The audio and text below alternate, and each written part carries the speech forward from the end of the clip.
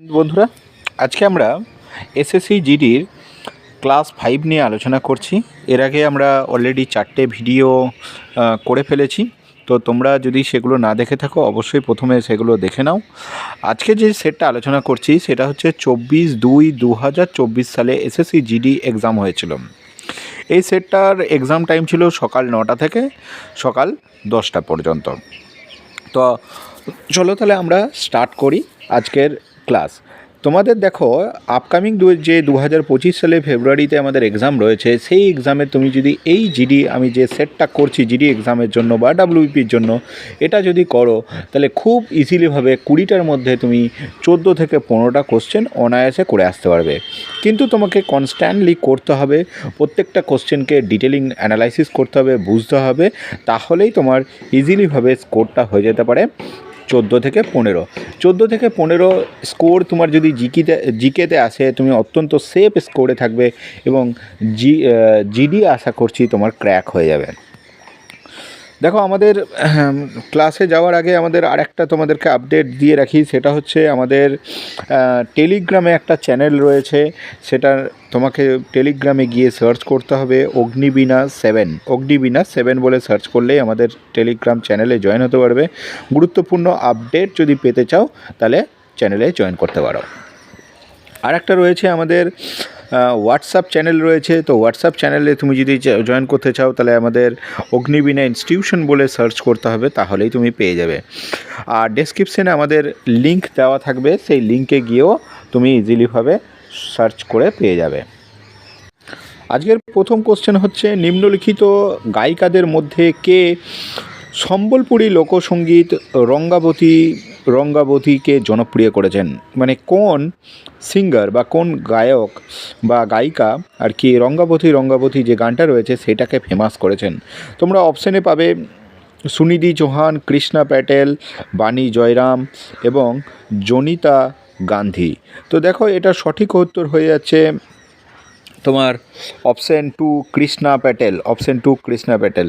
এবং এই কৃষ্ণা প্যাটেলকে তোমরা দেখতেই পাচ্ছ, রাষ্ট্রপতি দ্বারা পুরস্কার দেওয়া হয়েছে, পদ্মা অ্যাওয়ার্ড দেওয়া হয়েছে, মানে পদ্মশ্রী অ্যাওয়ার্ড দেওয়া হয়েছে।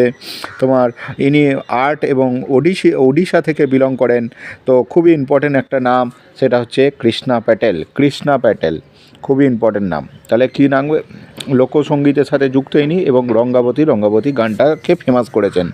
এবং দেখো, ছবিতে তোমরা বুঝতেই পারছো পদ্মশ্রী অ্যাওয়ার্ড দেওয়া হয়েছেন আমাদের ভারতের মহিলা রাষ্ট্রপতি শ্রী দ্রৌপদী মুর্মুর কাছ থেকে পদ্মশ্রী পুরস্কার নিচ্ছেন কৃষ্ণা প্যাটেল।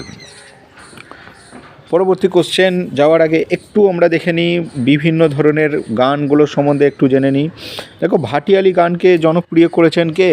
আব্বাস উদ্দিন। এইটা দেখো, এসএসসি জিডি 2017-তে জিজ্ঞেস করেছিল ভাটিয়ালি সঙ্গীতকে কে জনপ্রিয় করেছেন? আব্বাস উদ্দিন। ভাইয়া ইয়া গান প্রচার করেছেন রবি পাল এবং আব্বাস উদ্দিন। সেই আব্বাস উদ্দিনের নাম আবার পাচ্ছি, রবি পাল এবং আব্বাস উদ্দিন। এটাও জিডিতে 2019 সালে জিজ্ঞেস করেছিল। বাউল গানকে বিশ্বব্যাপী জনপ্রিয় করেছেন তোমরা প্রত্যেকেই জানো, লালন ফকির।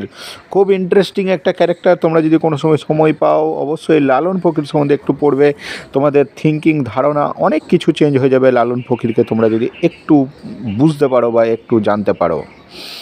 নেক্সট হচ্ছে ঝুমুর গান হচ্ছে পরিচিতি করেছেন গুরু সদয় দত্ত। এটাও 2018 সালে জিজ্ঞেস করেছে, গুরু সদয় দত্ত। কীর্তন গানকে সব জনপ্রিয় করেছেন বা লোকপ্রিয় করেছেন চৈতন্য মহাপ্রভু কীর্তন গানের সাথে যুক্ত। পরবর্তী কোশ্চেন হচ্ছে, অষ্টম পঞ্চবার্ষিকী পরিকল্পনা, যে আমাদের 5 ইয়ার প্ল্যান রয়েছে, তোমাদেরকে আগেই বলেছি 5 ইয়ার প্ল্যান 1951 সালে শুরু হয়েছে এবং আমরা রাশিয়া থেকে 5 ইয়ার প্ল্যানের পরিকল্পনা নিয়েছি। বেশ, তো আমাদের কোশ্চেন কী বলছে? অষ্টম পঞ্চবার্ষিকী পরিকল্পনার সময় ভারত 1 জানুয়ারি ড্যাশ সালে বিশ্ব বাণিজ্য সংস্থার সদস্য হয়। যখন অষ্টম পঞ্চবার্ষিকী পরিকল্পনা চলছে বা রানিং আছে, তখনই আমরা পয়লা জানুয়ারি মানে আমরা বিশ্ব বাণিজ্য সংস্থার সদস্য হই, কিন্তু আমাদের কাছে জানতে চাইছে সালটা কত সাল। সেই সালটা আমাদের কাছে এই কোশ্চেনে জানতে চেয়েছে যে বিশ্ব বাণিজ্য যখন অষ্টম পঞ্চবার্ষিকী পরিকল্পনা হয় তখন কত সালে সেটা হয়। দেখো তোমরা কোশ্চেন বুঝতেই পারছো, এটা মনমোহন সিংয়ের সময় আমলে, এটাও সঠিক উত্তর হয়ে যাচ্ছে 1995 সাল। এবং অষ্টম পঞ্চবার্ষিকী পরিকল্পনার সময় মনমোহন সিং একটা খুব গুরুত্বপূর্ণ ভূমিকা পালন করেছিলেন। তাহলে কী হয়ে যাবে, সালটা হয়ে যাচ্ছে আমাদের 1995 সাল। দেখো 1995 আমাদের অষ্টম পঞ্চবার্ষিকী পরিকল্পনা সময়কাল কী ছিল, 1992 থেকে 1997 এবং 1992 সাল যেটা বলছি না, 1992 সালে কিন্তু ইকোনমিক্স বা ভারতের ইতিহাসে একটা গুরুত্বপূর্ণ ঘটনা ঘটে যায়।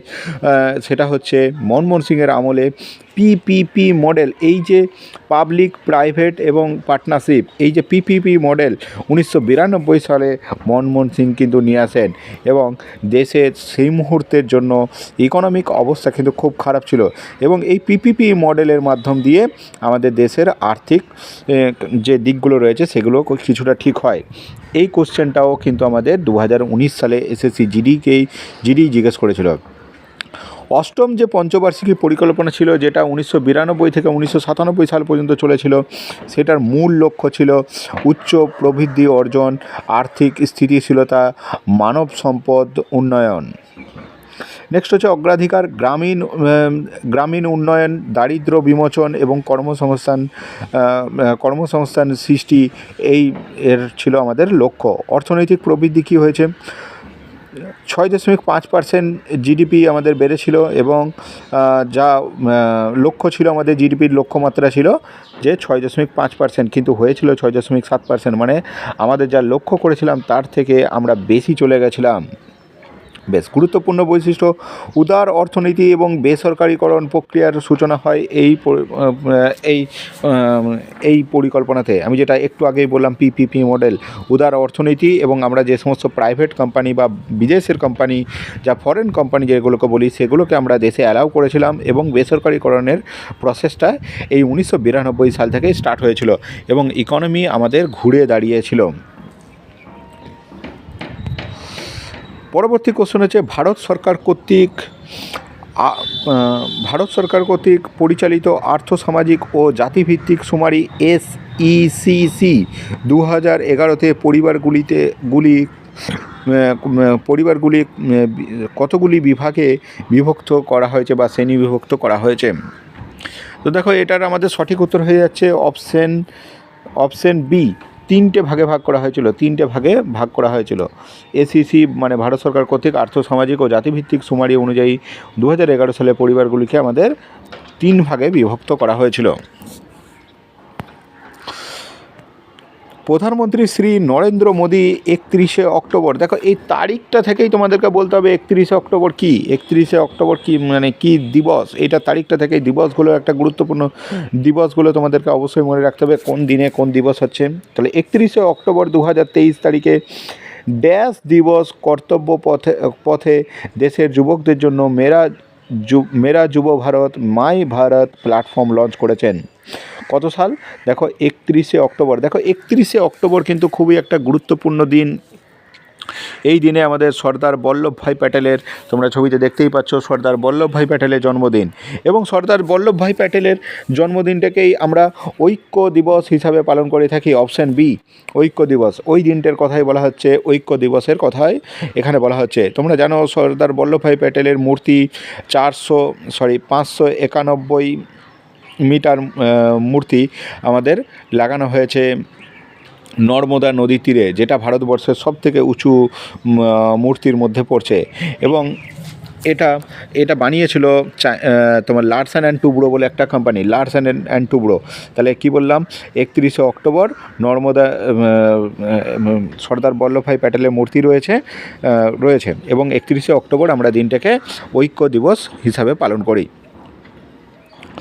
আর সর্দার বল্লভভাই প্যাটেলকে সর্দার উপাধি দেওয়া হয়েছে তোমার, কারা দিয়েছেন, এটা দিয়েছেন তোমার বরদলি সত্যাগ্রহের সময় সর্দার উপাধি দেওয়া হয়েছিল। এবং এখানে একটা কোশ্চেনও বারবার রিপিট করে, বিশেষ করে WBCS বা WBP এক্সামে রিপিট করে, যে সর্দার বল্লভভাই প্যাটেলকে সর্দার উপাধিকে দিয়েছে। দেখো অপশানে যদি তুমি পেয়ে যাও গান্ধীজি থাকে, তাহলে গান্ধীজি উত্তর করে আসতে হবে। গান্ধীজি যদি না থাকে তাহলে তোমাকে ওই তোমার বরদলি সত্যাগ্রহের সময় মহিলারা সর্দার উপাধি দিয়েছেন, এটা তুমি মাথায় রাখবে। তাহলে অপশানটা কিন্তু একটা ফ্যাক্টর করেন। যদি গান্ধীজি থাকে তাহলে গান্ধীজি না থাকলে মহিলারা সাধারণ মহিলারা করেছিল, সর্দার উপাধি দিয়েছিল। বেশ, দেখো আমরা গুরুত্বপূর্ণ একটু দিবসগুলো দেখে নিই। দেখো আন্তর্জাতিক নারী দিবস প্রতি বছর 8ই মার্চ উদযাপিত করা হয়। প্রতি বছর 8ই মার্চ আন্তর্জাতিক নারী দিবস। বিশ্ব পরিবেশ দিবস 5ই জুন। বিশ্ব পরিবেশ দিবস 5ই জুন। স্বাধীনতা দিবস এটা বলার অপেক্ষা রাখে না, 15ই আগস্ট। প্রজাতন্ত্র দিবস 26শে জানুয়ারি। গান্ধী জয়ন্তী 2রা অক্টোবর। বিশ্ব মানবাধিকার দিবস মানে হিউম্যান রাইটস ডে হচ্ছে 10ই ডিসেম্বর। শ্রমিক দিবস 1লা মে। বিশ্ব বই দিবস 23শে এপ্রিল, খুবই ইম্পর্ট্যান্ট, 23শে এপ্রিল বই দিবস।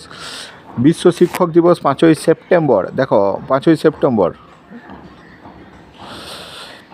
এই পয়েন্টটা একটু ভুল হয়ে গেছে আমাদের 9 নম্বর পয়েন্টটা, এটা হবে জাতীয় শিক্ষক দিবস, সেটা হচ্ছে 5ই সেপ্টেম্বর। 5ই সেপ্টেম্বর হচ্ছে জাতীয় শিক্ষক দিবস। এবং যদি বলে বিশ্ব শিক্ষক দিবস তাহলে 5ই অক্টোবর। বিশ্ব শিক্ষক দিবস মনে রাখবে 5ই অক্টোবর। এই পয়েন্টটা কিন্তু 9 নম্বর পয়েন্টটা ভুল আছে, এই বিশ্ব কথাটা এখানে হবে না, বিশ্ব কথাটা হবে না, বিশ্ব হলে সেটা হয়ে যাবে 5ই অক্টোবর। বেশ, এটা কি হয়, ভারতের প্রথম উপরাষ্ট্রপতি সর্বপল্লী রাধাকৃষ্ণের স্মরণে হয়, এটা তোমরা প্রত্যেকে জানো। শিশু দিবস এই পয়েন্টটাও ভুল হয়েছে, হ্যাঁ এটাও ভুল আছে। বিশ্ব শিশু দিবস বা শিশু দিবস তোমরা মনে রাখবে 14ই নভেম্বর, নেহেরুর জন্মদিন, জওহরলাল নেহেরুর জন্মদিনে পালন করা হয় 14ই নভেম্বর। দুটো পয়েন্ট ভুল আছে, আমরা চেষ্টা করব যে এর পরের স্লাইডে বা এর পরের দিন থেকে যেন এরকম ভুল বা মিস্টেক না থাকে। আসবো পরবর্তী কোশ্চেন। এখানে খেলা থেকে কোশ্চেন দিয়েছে, সুইমিং থেকে। অলিম্পিক গেমসে পুল সুইমিং ইভেন্টটি, যেটা পুল সুইমিং যে ইভেন্টটা থাকে সেই ইভেন্টে একটি 8 লেনে বিভক্ত, দেখতেই পাচ্ছ এই তোমাকে আমরা ছবিতে দেখিয়েই দিচ্ছি একটা অলিম্পিকের সুইমিং পুল ইভেন্টটা যেখানে কটা লেন রয়েছে, 1 2 3 4 5 6 7 8, 8টা লেন রয়েছে।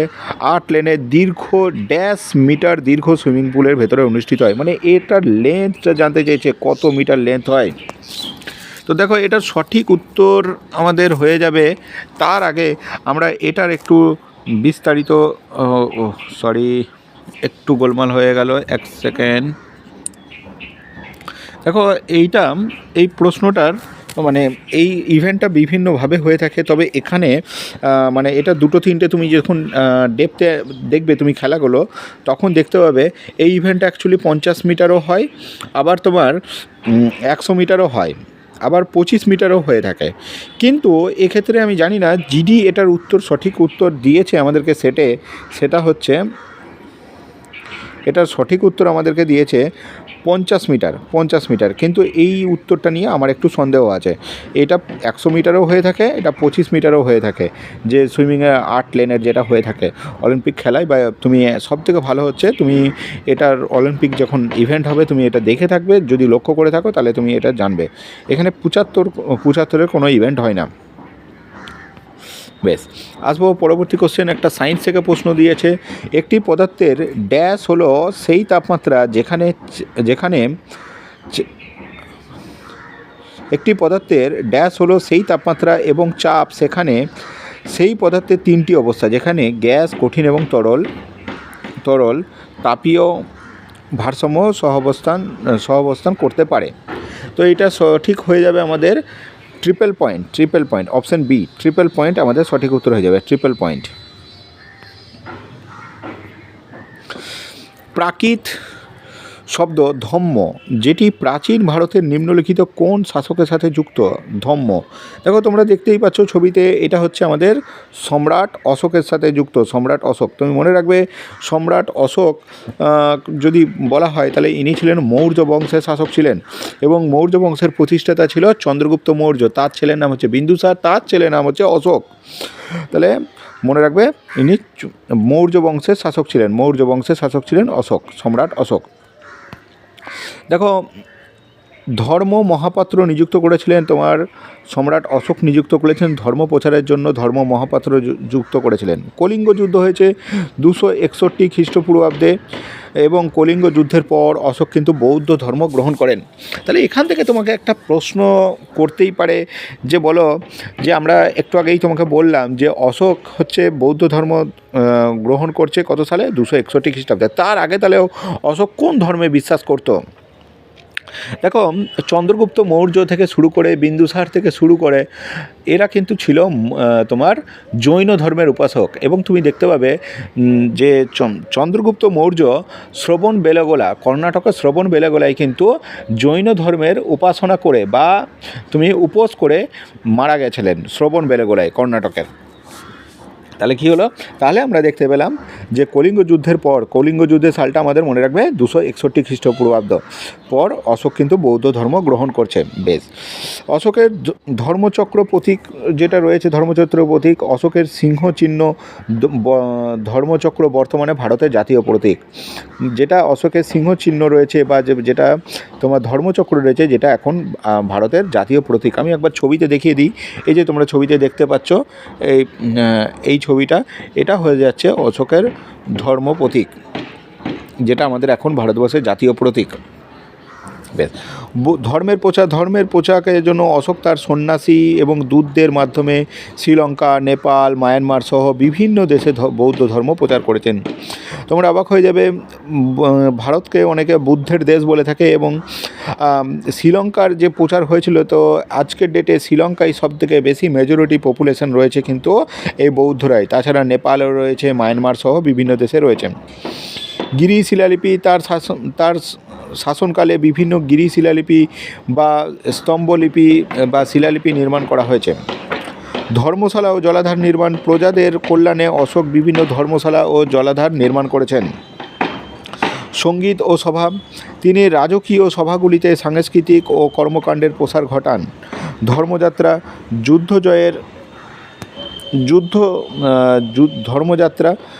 জয়ের পরিবর্তে তিনি ধর্মযাত্রার মাধ্যমে বিশ্বে শান্তির প্রচার করেন, এবং মৃত্যু হয় 232 খ্রিস্টপূর্বাব্দে অশোকের মৃত্যু ঘটে। 232 খ্রিস্টপূর্বাব্দে অশোকের কিন্তু মৃত্যু ঘটে। বেশ, এরপর একটা কারেন্ট অ্যাফেয়ার্স থেকে কোশ্চেন দিয়েছে, সেটা হচ্ছে 2023 সালের সেপ্টেম্বর মাস। তৎকালীন কোশ্চেনে হচ্ছে 2023 সালের সেপ্টেম্বর মাস 1 বছর মেয়াদের জন্য প্রেস ট্রাস্ট অফ ইন্ডিয়ার বোর্ড অফ ডিরেক্টর পদে কে নির্বাচিত হয়েছেন? তোমরা ছবিতে দেখতেই পাচ্ছ, ইনি হচ্ছে, তোমাকে বলতে হবে ছবিতে যে ইনি কে। ইনি হচ্ছেন আমাদের আজকের এই প্রশ্নের সঠিক উত্তর। তোমরা ছবিতে দেখতেই পাচ্ছ, ইনি হচ্ছেন KN Shantakumar. KN Shantakumar, option D KN Shantakumar আমাদের সঠিক উত্তর। বেশ, নেক্সট হচ্ছে 2011 সালের আদমশুমারি অনুসারে ভারতে পুরুষদের সাক্ষরতার হার কত? এর আগেও আমরা দেখলাম আদমশুমারি থেকে কিন্তু বহু কোশ্চেন আসছে, বা সেন্সাস থেকে আমাদের বহু কোশ্চেন আসছে। তাহলে 2011 সালের সেন্সাস অনুযায়ী ভারতে পুরুষদের সাক্ষরতার হার হচ্ছে 82.14%। 82.14% ভারতে পুরুষের সাক্ষরতার হার। নেক্সট হচ্ছে 2023 সালের সেপ্টেম্বর মাস থেকে master card of India chairman কাকে নিযুক্ত করা হয়েছে? দেখো তোমাদেরকে প্রথমে বলে রাখি যে আমরা যে ATM কার্ড ইউজ করি, ডেবিট কার্ড যেটা ইউজ করে থাকি বা ক্রেডিট কার্ড, সেটা ব্যাংক থেকে তো আমরা পাই। তো ব্যাংকের যখন আমরা ডেবিট কার্ডটা পাই ব্যাংক থেকে, তো ব্যাংকের ডিরেক্টলি হয় কার্ড ইস্যু করে না, ব্যাংক আবার এটা তার আবার গেটওয়ে থাকে, সেই গেটওয়ের মধ্যে একটা হচ্ছে মাস্টার কার্ড। তো তোমরা জেনে রাখো মাস্টার কার্ড কিন্তু এই যে মাস্টার কার্ড মানে সমস্ত, দেখো তোমার যদি কথার জন্য বলছি, তোমার এসবিআই অ্যাকাউন্ট থাকে, তুমি যদি মনে করছো সামনে তোমার ইউকো ব্যাংক রয়েছে, তাহলে ইউকো ব্যাংকে গিয়ে তুমি সঙ্গে সঙ্গে কিন্তু তোমার প্রয়োজনে কিন্তু ইউকো ব্যাংকে থেকেই তুমি কিন্তু টাকাটা তুলতে পারবে, এটিএম কার্ড যদি তোমার কাছে থেকে থাকে। কিন্তু এই এটিএম কার্ড আসার আগে পর্যন্ত কিন্তু তোমার যদি এসবিআই অ্যাকাউন্ট থাকতো, তোমাকে এসবিআইয়ে যেয়ে পাসবই গিয়েই টাকাটা তুলতে হতো, অন্য কোনো অপশান ছিল না। তাহলে কি হলো, মাঝখান থেকে এই যে gateway company, master card, visa, তারপরে রুপে, এই ধরনের যখন কোম্পানিগুলো লঞ্চ করে, তারা এই সমস্ত ব্যাঙ্কগুলোকে এক ছাতার তলায় নিয়ে আসে এবং সমস্ত ট্রানজ্যাকশান ওই এর মধ্যে থেকেই হয়ে যায়, যে কোনো ব্যাংকে যে কেউ করতে পারে। তাহলে আমরা দেখতে পেলাম যে এই মাস্টার কার্ড, ভিসা বা রুপে, এইগুলো হচ্ছে মোটামুটি বেশিরভাগটাই বিদেশি কোম্পানি। তার মধ্যে মাস্টার কার্ড হচ্ছে ইউএসের কোম্পানি এবং তোমার রুপে হচ্ছে ইন্ডিয়ান কোম্পানি, আর ভিসাও কিন্তু আমাদের ফরেন কোম্পানি। তো এখানে বলছে 2023 সালের সেপ্টেম্বর থেকে মাস্টার কার্ড অফ ইন্ডিয়ার চেয়ারম্যান কাকে নিযুক্ত করা হয়েছে, এটা আমাদের আজকে কোশ্চেন। তো অপশানে তুমি দেখতেই পাচ্ছ, এখানে রয়েছে নরেন্দ্র সিং, সঞ্জীব মিশ্র, এস.এ. পাঞ্জে এবং রজনীশ কুমার। এটা সঠিক উত্তর হয়ে যাবে রজনীশ কুমার।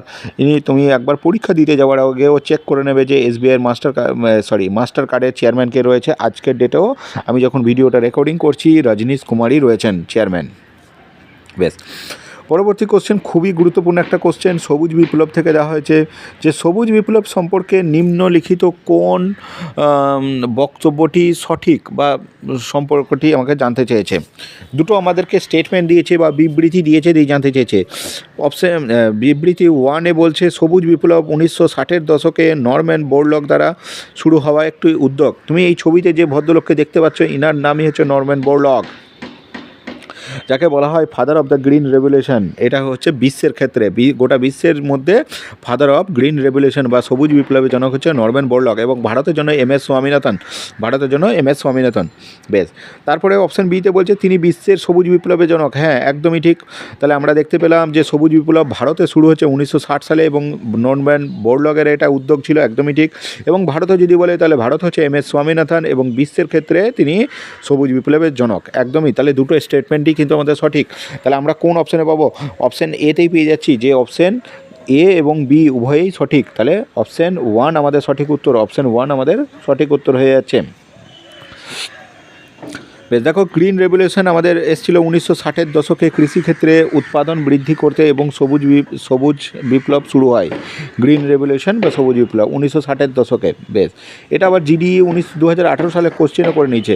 এটার মূল উদ্বোধক হচ্ছে এম.এস. স্বামীনাথন, ভারতের ক্ষেত্রে ভারতের সবুজ বিপ্লবের জনক বলা হয়। বেশ, সবুজ বিপ্লব প্রধানত গম, ধান উৎপাদনের উপরেই কেন্দ্রীভূত ছিল। ভুট্টা ছিল, জব ছিল, এগুলোও ছিল। বেশ, উপকরণ ছিল কি?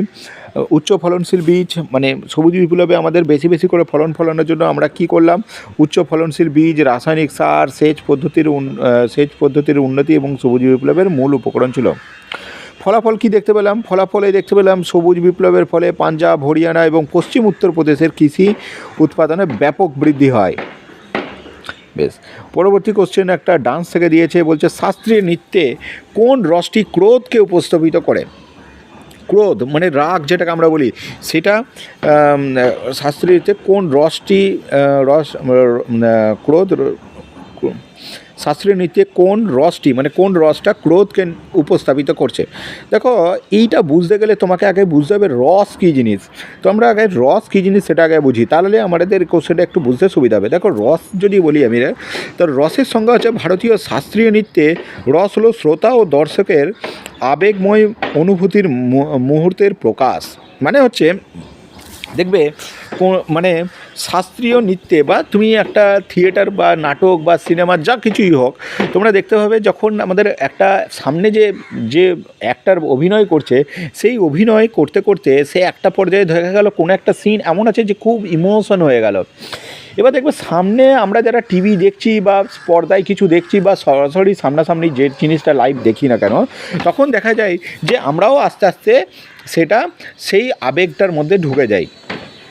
তো তো এটা তুমি এক ধরনের রস বলতে পারো, বা তুমি এটাও বলতে পারো। দেখবে আমরা অনেক সময় সিনেমা দেখতে দেখতে আমরা নিজের সাথে যখনই সেই জিনিসটাকে রিলেট করে দিই, যে এই অমুক একটা অ্যাক্টর যে অভিনয় করছে, বা যে একটা সিরিয়াল হচ্ছে সেই অভিনেত্রী অভিনয় করছে, তো আমরা যখন দেখি যে হ্যাঁ এই যে অভিনেতা বা অভিনেত্রী রয়েছে এ হচ্ছে পৃথিবীর একমাত্র ভালো লোক, যেটা দেখবে তখন আমরা আবার নিজেকে রিলেট করি যে হ্যাঁ এই ভালো লোকটা তো আমি নিজেই।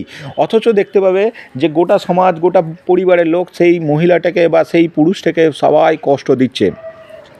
তো এইভাবে নিজেকে রিলেট করে দেখবে আমরা অনেক সময় এই রসটাকে যখন আমরা প্রকাশ করি, বা যে ইমোশনটাকে আমরা প্রকাশ করি, দেখবে অনেকেই সিনেমা বা অভিনয় দেখে আমরা যখন খুব বেশি হেসে যাই বা অনেক ক্ষেত্রে আমরা কেঁদে যাই, তখন তার মানে সেই অভিনয়টা, সেই রসটা সঠিকভাবে পরিস্ফুটিত হয়েছে, বা দর্শক এবং যে অ্যাক্টর রয়েছে বা যে আর্টিস্ট রয়েছে, মানে যে নৃত্যশিল্পী রয়েছে, সে তার মধ্যে ভালোভাবে সেটা প্রকাশ হয়েছে। এটাকেই আমরা বলছি এক টাইপের রস। তো শাস্ত্রীয় নৃত্যে এরকম বেশ কিছু রস রয়েছে। সেই রসগুলো হচ্ছে ভারতমুনির নাট্যশাস্ত্রে 9টি রসের কথা বলা হয়েছে। সেইগুলো হচ্ছে শৃঙ্গার, করুণা, বীর, রৌদ্র, হাস্য, ভয়ানক, বিভৎস, অদ্ভুত, তারপর হচ্ছে শান্ত। এই বিভিন্ন রসের কথা বলা হয়েছে। তারপরে শৃঙ্গার রস হচ্ছে প্রেম এবং সৌন্দর্যের প্রতীক, যা প্রায় সব শাস্ত্রীয় নৃত্যে ব্যবহৃত হয়। নৃত্যের রসের প্রভাব, প্রতিটি রসের মাধ্যমে নৃত্যের গল্প ও এবং আবেগ প্রকাশ পায়। শান্তরস হচ্ছে যা আধ্যাত্মিক শান্তি প্রকাশ করে। ভারতীয় শাস্ত্রীয় নৃত্যে বিশেষ মুহূর্ত বা গুরুত্বপূর্ণ, মানে ধরো নাও তুমি একটা কোনো কমেডি ফিল্ম দেখছো, তাহলে কমেডি করে আমরা দেখবে আমরা তখন দেখে হা হা করে হাসি, সেরকম, বা হয়তো কোনো দুঃখের সিন বা স্যাড সিন বা ইমোশনাল সিন বা খুব একটা মারাত্মক লাভ স্টোরি সিনেমা দেখছি, সেক্ষেত্রে হয়তো আমরা কেঁদে ফেললাম বা ইয়ে হলো। তাহলে এইগুলো যেমন আমাদের বিভিন্ন সিনেমার ক্ষেত্রে বিভিন্ন টাইপস রয়েছে, সেরকম শাস্ত্রীয় ইয়েতেও বিভিন্ন রকম রস রয়েছে, যে রসের মাধ্যমে তারা কখনো ইমোশন, কখনো রাগ, কখনো হাসি, কখনো কান্না, এরকম করে ভাগ রয়েছে। তাহলে আমরা শাস্ত্রীয় নৃত্যে দেখতে পেলাম 9টি রসের কথা রয়েছে ভারতমুনির নাট্যশাস্ত্রে। তাহলে এক্ষেত্রে আমাদের সঠিক উত্তর হয়ে যাবে সেটা হচ্ছে, এখানে কোশ্চেনটা আমাদের ছিল শাস্ত্রীয় নৃত্যে ক্রোধকে উপস্থাপিত করে কোন রস। তাহলে এক্ষেত্রে আমাদের সঠিক উত্তর হয়ে যাবে, অপশান রয়েছে বীর, রৌদ্র, শান্ত এবং হাস্য। তো এটা আমাদের হয়ে যাবে সঠিক উত্তর অপশান বি, রৌদ্র আমাদের সঠিক উত্তর হয়ে যাবে, যে ক্রোধকে উপস্থাপিত করে রৌদ্র।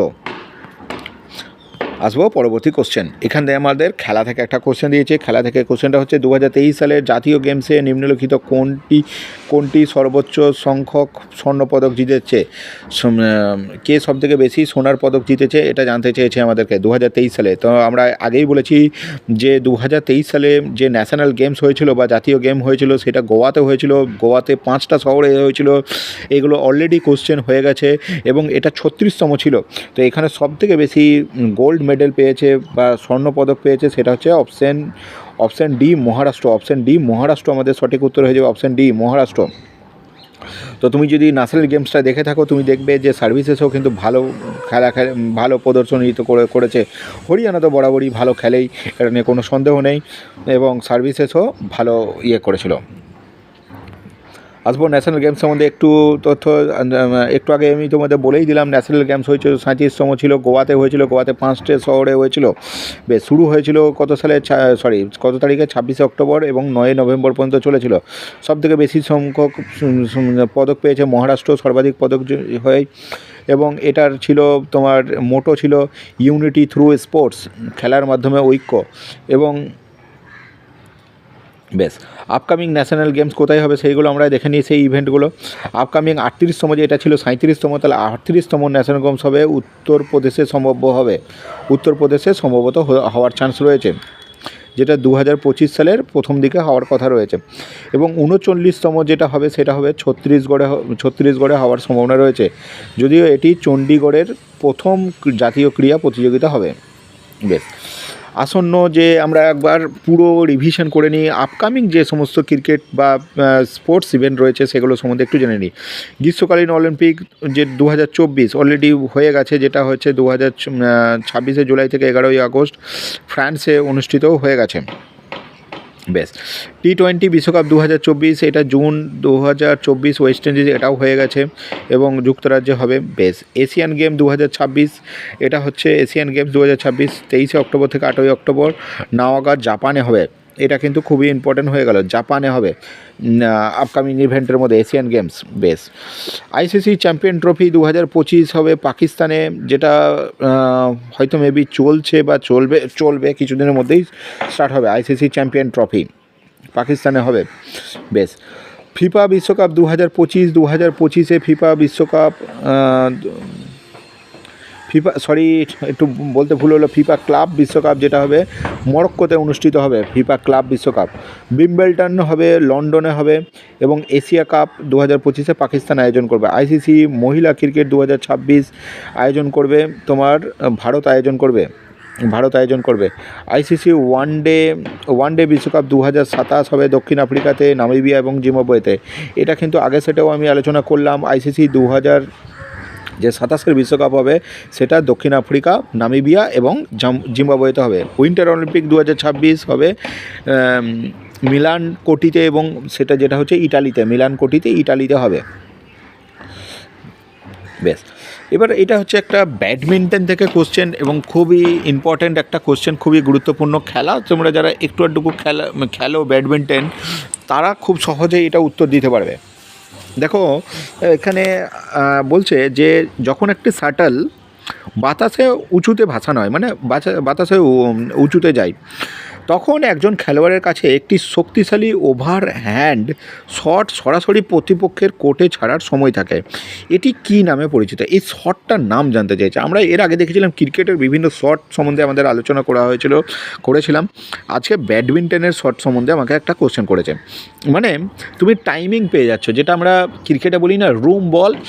রুম শব্দের অ্যাকচুয়ালি মানে হচ্ছে কিন্তু সময়, মানে তুমি একটা টাইম নিয়ে খেলতে পারবে। রুম বল যেটাকে আমরা বলি, মানে তুমি সময় পাচ্ছ, সময় পেয়ে পজিশন করে খেলতে পারবে। ঠিক একইভাবে ব্যাডমিন্টনেও বলটা যখন বা শাটলটা যখন অনেকটা উঁচুতে থাকবে, তুমি একটু টাইম পেয়ে তাকে আমরা যেটা বলি মানে লোকাল ল্যাঙ্গুয়েজে আমরা কেউ বলে থাকি যে চাপ শট বলি, বা কেউ দেখবে ভলিবলের ক্ষেত্রে ইউজ করে চাপ শট। তো এইটার অ্যাকচুয়ালি শটটার নাম হচ্ছে স্ম্যাশ করে দেওয়া, মানে শেষ করে দেওয়া একদম। তাহলে এটা আমাদের সঠিক উত্তর হয়েছে স্ম্যাশ করে দেওয়া হয়। মানে বলটা প্লেয়ার দেখবে অনেকটা, শাটলটা অনেকটা উঁচুতে রয়েছে, একটু টাইম রয়েছে, হালকা আস্তে আস্তে নামছে, তখন সে ঝাঁপিয়ে সেটার উপর জোরে মারে, সেটাকে বলছে স্ম্যাশ বলছে। তাহলে আমাদের সঠিক উত্তর হয়ে যাবে অপশান এ, স্ম্যাশ। পরবর্তী কোশ্চেন দেখব, বলছে সরাইকেল্লার ছৌ নৃত্যে অবদানের জন্য কোন শিল্পী সঙ্গীত নাটক একাডেমি পুরস্কার জিতেছেন?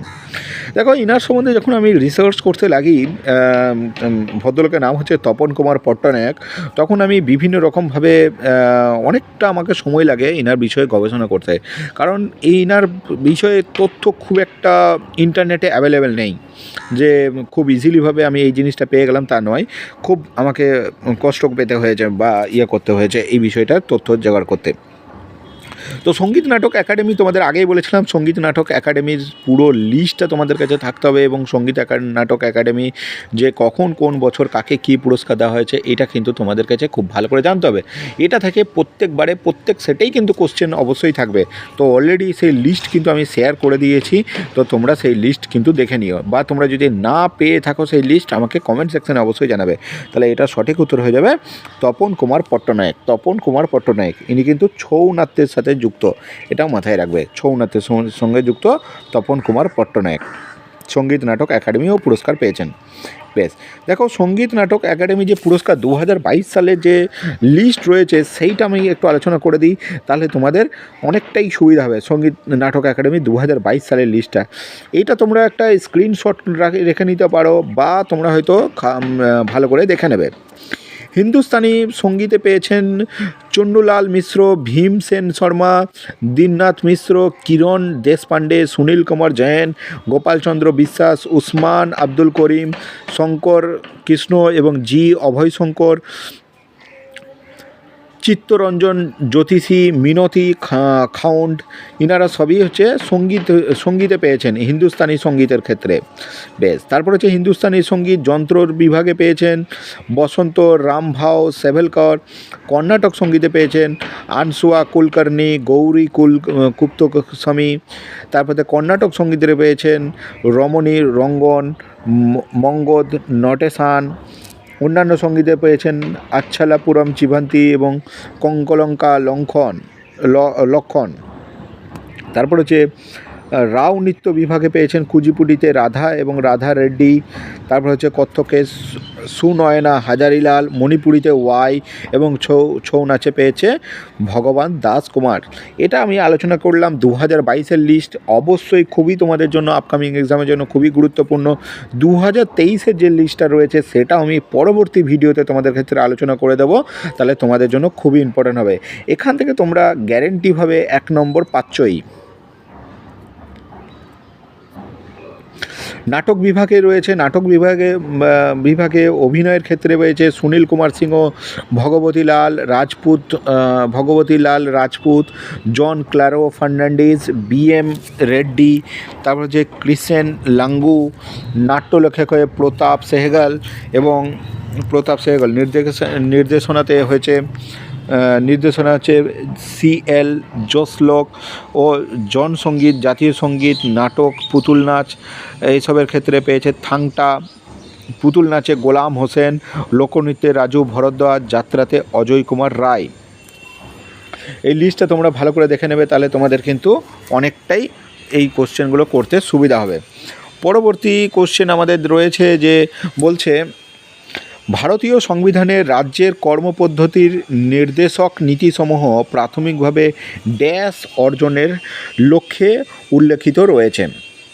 বেশ, দেখো এটা করার আগে অপশানগুলো আমি দেখে নিই। রাজনৈতিক স্থিতিশীলতা, অর্থনৈতিক বৈষম্য এবং সামাজিক ও অর্থনৈতিক ন্যায়বিচার এবং ধর্মীয় সম্প্রীতি। দেখো প্রথমত আমি এটার একটু ডেপথে আসছি, তাহলে তোমাদের এটা জিনিসটা বুঝতে সুবিধা হবে। ভারতীয় সংবিধানের রাজ্যের কর্মপদ্ধতির নির্দেশক মানে বলতে চাইছে DPSPর কথা। DPSP কি? দেখো প্রথমত আমি বহুবার আলোচনা করেছি, আবার একবার রিপিট করে দিচ্ছি, সেটা হচ্ছে DPSP মানে হচ্ছে directive principle of state policy, যেটা স্টেটের করা উচিত। স্টেট চাইলে করতেও পারে, নাও করতে পারে। স্টেট বলতে এখানে দেশের গভর্নমেন্টের কথা বলা হচ্ছে। বেশ, এবার DPSPর উদ্দেশ্য হচ্ছে রাষ্ট্রের নীতি, যেটা সংবিধানের আমাদের চতুর্থ অংশে বলা আছে, চতুর্থ ভাগে বলা আছে। প্রথম ভাগে ভারত দ্যাট ইজ ইন্ডিয়ার কথা বলা রয়েছে, ভারতের সীমানা। দ্বিতীয় ক্ষেত্রে আমাদের দ্বিতীয় ভাগে বলা আছে আমাদের তোমার নাগরিকের সিটিজেনশিপের কথা বলা আছে। তৃতীয় ভাগে আমাদের বলা আছে মৌলিক অধিকারের কথা। চতুর্থ ভাগে বলা আছে DPSP। বেশ, তো এখানে আর্টিকেল হচ্ছে 36 থেকে 51 DPSPর মধ্যে রয়েছে। আইনি বলবৎ ডিপিএসগুলি আইন বলবৎ নয়, রাষ্ট্রের আইন প্রণয়নে ও সামাজিক অর্থনৈতিক ন্যায় বিচারের প্রতিষ্ঠার দিক নির্দেশনা করে। বেশ, আমরা ডিপিএসপির কনসেপ্টটা আইরিশ কনস্টিটিউশন থেকে পেয়েছি এবং ভারতীয় সংবিধানে অন্তর্ভুক্ত করা হয়েছে। ডিপিএসপি আমরা নিয়েছি কোথা থেকে? আইরিশের কনস্টিটিউশন থেকে আমরা নিয়েছি। উদ্দেশ্য, ডিপিএসপির মূল উদ্দেশ্য হলো এটি একটা কল্যাণময় রাষ্ট্র প্রতিষ্ঠা করবে এবং নাগরিকদের মৌলিক অধিকারগুলি চিহ্নিত করবে। এবং ডিপিএসপিকে আমরা টোটাল 3টে ভাগে ভাগ করেছি। এর আগে আমাদের ভাগ থেকে প্রশ্ন ছিল অলরেডি ডিপিএসপির, সেটা হচ্ছে সামাজিক ও অর্থনৈতিক নীতি, গান্ধীয় নীতি এবং আন্তর্জাতিক নীতি।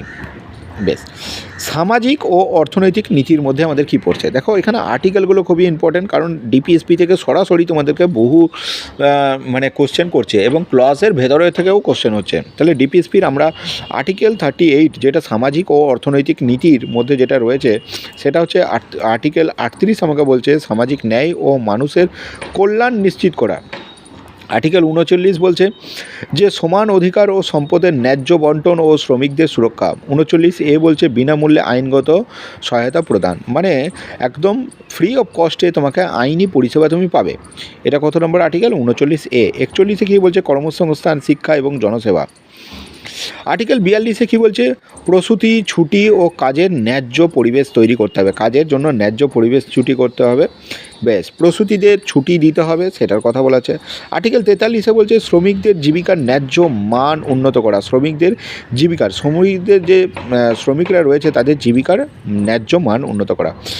গান্ধীয় নীতিতে কী বলছে দেখো, এরপর আমরা ক্লজ 2 যখন চলে গেলাম কনস্টিটিউশনের মানে ডিপিএসপির গান্ধীয় নীতিতে বলছে গ্রাম পঞ্চায়েত গঠন ও তার শক্তিশালীকরণ, মানে গ্রামের যারা মানুষ রয়েছে তাদের গ্রামের অবস্থা কী হবে, কীরকমভাবে তারা গ্রামটাকে এগিয়ে নিয়ে যাবে বা কীভাবে কী ডেভেলপ করবে সেটা গ্রামের লোকেরাই ঠিক করবে, তার জন্য সেটা পঞ্চায়েত গঠন হয়েছে এবং তাদের পঞ্চায়েতকে শক্তিশালী করতে হবে, সেটার কথা বলা হচ্ছে।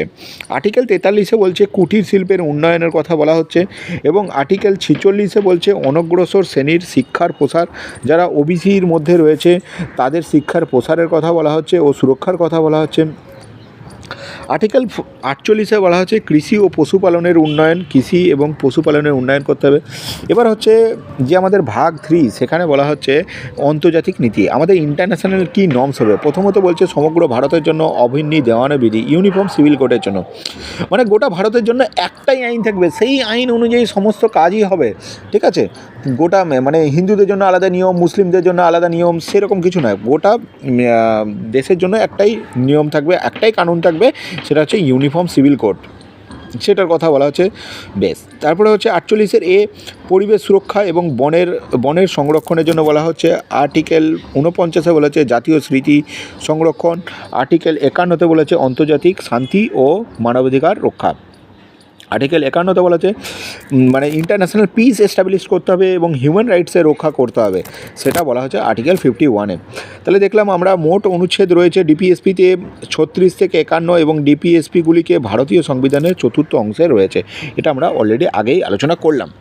তো আমরা দেখছি যে আমরা যে কোশ্চেনটা আটকালাম বা যে কোশ্চেনটা আমরা করছিলাম সেটা হলো যে এখানে কোশ্চেনটা আমাদের ছিল কোশ্চেন নাম্বার 16, যেটা ছিল আমাদের সেটা হচ্ছে যে ভারতীয় সংবিধানে রাজ্যের কর্মপদ্ধতির বা ডিপিএসপির যে নীতিসমূহ রয়েছে প্রাথমিক কী উল্লেখ মানে কী অর্জনের কথা বলা রয়েছে। তাহলে এটা আমাদের সঠিক উত্তর হয়ে যাবে যে অপশন সি, মানে হচ্ছে সামাজিক ও অর্থনৈতিক ন্যায় বিচারের কথা বলা হচ্ছে, সামাজিক ও অর্থনৈতিক ন্যায় বিচারের কথা বলা রয়েছে। আসবো পরবর্তী কোশ্চেন, এটা কিন্তু খুবই সহজই একটা কোশ্চেন ছিল যে বলা হচ্ছে 77তম স্বাধীনতা দিবস কবে পালন করা হয়। দেখো এটা খুবই সহজ কোশ্চেন ছিল, 2023 সালের জন্য খুবই ইম্পর্টেন্ট ছিল যে 77তম স্বাধীনতা দিবস সেটা হচ্ছে 2023 সালে হয়েছিল। বেশ, তারপর হচ্ছে রাজ্যের সরকারি সমূহে নির্বাহী বর্গ থেকে বিচারপতিদেরকে, মানে যত সরকারি স্টাফ রয়েছে বা সরকারি কর্মচারী রয়েছে সেখান থেকে বা সরকারি অফিসার বা এক্সিকিউটিভ অফিসার রয়েছে সেখান থেকে বিচারপতি যারা রয়েছেন, যারা জুডিশিয়ারিতে কাজ করছেন তাদেরকে আলাদা করার কথা বলা রয়েছে, পৃথক করার কথা বলা রয়েছে। এটি সংবিধানের কোথায় উল্লেখ রয়েছে, এটা হচ্ছে আমাদের ভাগ 4-এর কথা উল্লেখ রয়েছে। ভাগ 4-এ আমরা তখন থেকে ভাগ 4-এ আলোচনা করছিলাম, তাহলে ভাগ 4-এ মানে ডিপিএসপিতে উল্লেখ রয়েছে যে আমাদের তোমার কনস্টিটিউশনে আমাদেরকে যে এক্সিকিউটিভ এবং ম্যাজিস্ট্রেট এই দুটোকে আলাদা করার কথা বলা রয়েছে, বা জুডিশিয়ারিকে জুডিশিয়ারিকে আলাদা করার কথা বলা রয়েছে। কোশ্চেন নাম্বার 19 বলছে সমাজ সংস্কারক রাজা রামমোহন রায় ভারতের কোন সামাজিক ও ধর্মীয় সংস্কার আন্দোলনের সাথে যুক্ত। তো তোমরা এটা সহজ কোশ্চেন, একটা অত্যন্ত সহজ কোশ্চেন। রাজা রামমোহন রায় ব্রহ্ম সমাজ আন্দোলনের সাথে যুক্ত ছিলেন, দীর্ঘদিন তিনি আন্দোলন করে গেছেন ব্রহ্ম সমাজ আন্দোলনের সাথে। রাজা রামমোহন রায় তাহলে ব্রহ্ম সমাজ আন্দোলনের সাথে যুক্ত রয়েছে। দেখো রাজা রামমোহন রায়কে আধুনিক ভারতের জনক বলা হয়, আধুনিক ভারতের জনক বলছি আমরা রাজা রামমোহন রায়কে। তিনি 1828 সালে ব্রহ্ম সমাজ প্রতিষ্ঠা করেন। তার প্রচেষ্টায় ব্রিটিশ সরকার 1829 সালে সতীদাহ প্রথা নিষিদ্ধ করেন। খুবই ইম্পর্টেন্ট একটা পয়েন্ট। তাহলে 1828 সালে তিনি ব্রহ্ম সমাজ প্রতিষ্ঠা করছেন এবং 1829 সালে সতীদাহ প্রথা নিষিদ্ধ হচ্ছে। 1821 সালে তিনি সংবাদ কৌমুদী নামে এবং 1822 সালে মিরাতুল আখবার পত্রিকা প্রকাশ করছেন। খুবই গুরুত্বপূর্ণ, সংবাদ কৌমুদী এবং মিরাতুল আখবার। রাজা রামমোহন রায় 1833 সালে ইংল্যান্ডেই কিন্তু মৃত্যুবরণ করেন। পরবর্তী কোশ্চেন একটা স্টেটমেন্ট বেস কোশ্চেন রয়েছে যে রাজস্ব ব্যয় কাকে বলে সেটা জানতে চাইছে, বিবৃতিগুলো পড়তে বলছে। রাজস্ব ব্যয় হিসেবে মানে স্টেটের যে খরচা সেটা বলছে। বস্তুগত বা আর্থিক সম্পদ সৃষ্টি করা ছাড়াও কেন্দ্রীয় সরকার অন্য উদ্দেশ্যে যে ব্যয় করে তাকে রাজস্ব ব্যয় বলে। 1। 2 নম্বর বলছে যে সরকারি দপ্তরের স্বাভাবিক কাজকর্ম এবং পরিষেবা চালু রাখা, সরকারের ঋণ বাবদ সুদ প্রদান এবং রাজ্য সরকারগুলিকে প্রদেয় অনুদান ও অন্যান্য খাতের যদিও এমন কিছু অনুদান সম্পদ সৃষ্টির কাজে ব্যবহৃত হতে পারে ব্যয় রাজস্ব ব্যয়ের অন্তর্ভুক্ত। দেখো এখানে আমাকে জানতে চেয়েছে যে রাজস্ব ব্যয় কাকে বলে। বস্তুগত ও আর্থিক সম্পদ সৃষ্টি করা ছাড়াও যে কেন্দ্র সরকারের অন্যান্য উদ্দেশ্যে খরচ হয় সেই ব্যয়কে রাজস্ব ব্যয় বলে না। এই স্টেটমেন্টটা কিন্তু সঠিক নয়। অপশান এ সঠিক নয়। বস্তুগত বা আর্থিক সম্পদ সৃষ্টি করা ছাড়াও কেন্দ্রীয় সরকার অন্য উদ্দেশ্যে যে খরচ করে না। কেন্দ্র সরকার যে খরচাগুলো করছে বা বিভিন্ন জনকল্যাণে করছে বা যেভাবে করছে সেইগুলোকে আমরা বলছি তোমার রাজস্ব ব্যয়। বেশ, তারপর হচ্ছে অপশান বিতে বলছে সরকারি দপ্তরের স্বাভাবিক কাজকর্ম ও পরিষেবা মানে আমার এখানে এই দুটো স্টেটমেন্টই ভুল। দুটো স্টেটমেন্ট কিন্তু রাজস্ব ব্যয় রিগার্ডিং ভুল রয়েছে। তাহলে আমাদের এটার সঠিক উত্তর হয়ে যাবে অপশান এ, যে এ ও বি কিন্তু কোনোটি নয়। এটা আমাদের সঠিক উত্তর হয়ে যাবে। প্রথমে যেমন এ শুধুমাত্র বি এরকম নয়, কোনোটাই নয়। এখানে অপশান এ আমাদের সঠিক উত্তর হয়ে যাবে। এ বি কোনো অপশানটাই আমাদের সঠিক নয়। তাহলে আজকে আমাদের ক্লাস এই পর্যন্তই থাকলো এবং তোমরা পরবর্তী ক্লাসের জন্য নোটিফিকেশান পেয়ে যাবে এবং বা যদি তোমাদের প্রয়োজন থাকে তাহলে আমাদের গ্রুপে জয়েন করতে পারো বা তোমরা টেলিগ্রাম চ্যানেল বা তোমরা হোয়াটসঅ্যাপ চ্যানেলে আমাদের সাথে জয়েন করতে পারো। ওকে বন্ধুরা, ধন্যবাদ। আজকে ক্লাসের জন্য ধন্যবাদ।